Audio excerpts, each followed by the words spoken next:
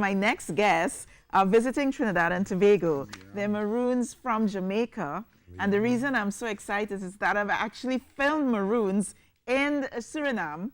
And I'm eager to find out the similarities, the differences, because it was a fascinating experience going into the interior in Suriname and filming the Maroons there. So good morning to Chief Colonel Marcia Douglas. Aquaba.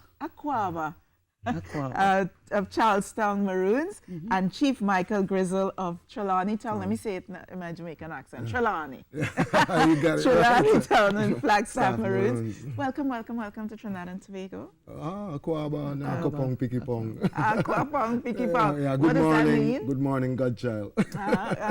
Good morning, good child. Godchild. Nyankopong is God, yeah. So why do you greet like that? Well, I think it's based upon our African ancestry. There's a very strong presence of Twi language within Maroon community. Which means from Ghana. From Ghana, yeah. And so we adopt, we still continue these traditions because we Maroons are the protector of traditional knowledge and so forth. Yes, of course. Yeah. And for those of us who studied history, we know that the Maroons would never slaves, because they would have come straight off the boat and went into the hills. Right. Correct? Yes. Yeah.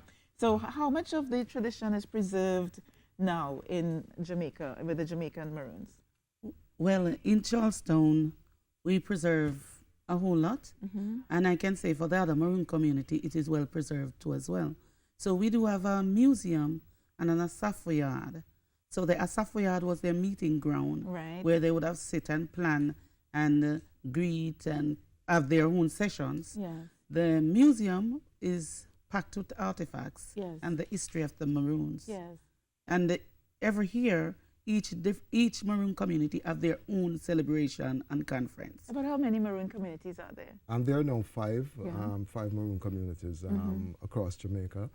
As Chief Douglas was saying, that, but one thing that you have said that we wanted still to make correct, that why we weren't actually slaves, we have to go back and revisit the history again. Because we think that that we came out of Mali in Timbuktu, we came across the Sahara Desert, ruled Spain for 800 years until 1492, when Columbus leaving Spain, when the Andalusian era was ended. But then we said we came even on these boats with Columbus. Columbus underwent a mutiny. And so we thought more or less that even his feet did not touch on the island of Jamaica.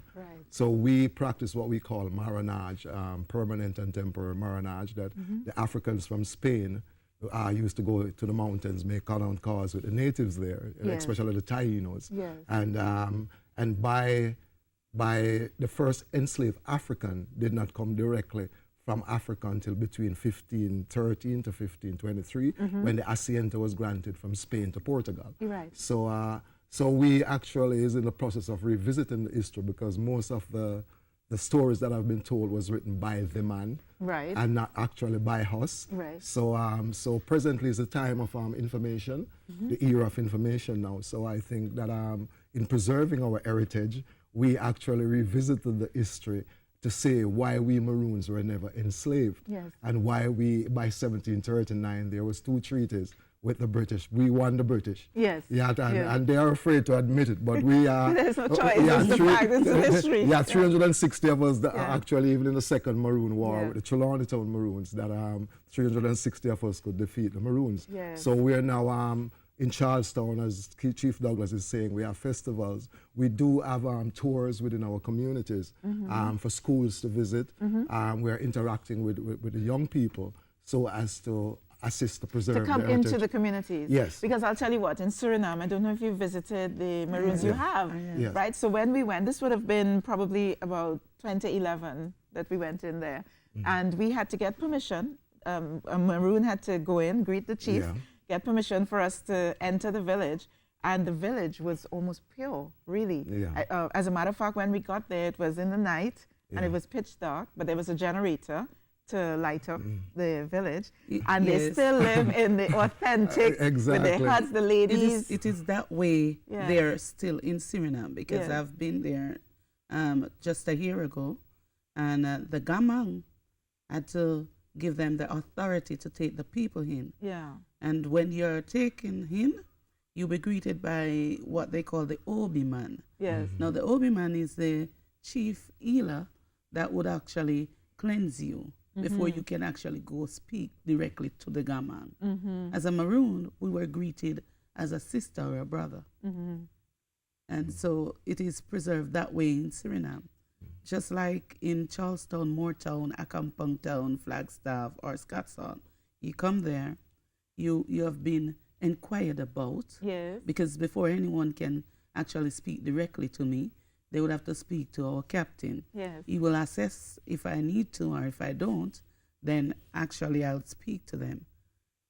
We preserve our thing, our culture, our history by using the Sankofa bird as a model.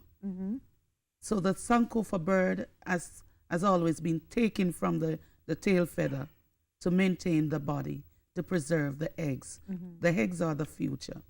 The body of the Sankofa birds are us. Right. So taking from the past, preparing it, keeping it, teaching the knowledge for the future generation. That's what we do. Yes, yes. One of the things I also experienced, and I'm suspicious that you guys might be doing the same thing because of the ABS conference that's happening this week, is the medicine market.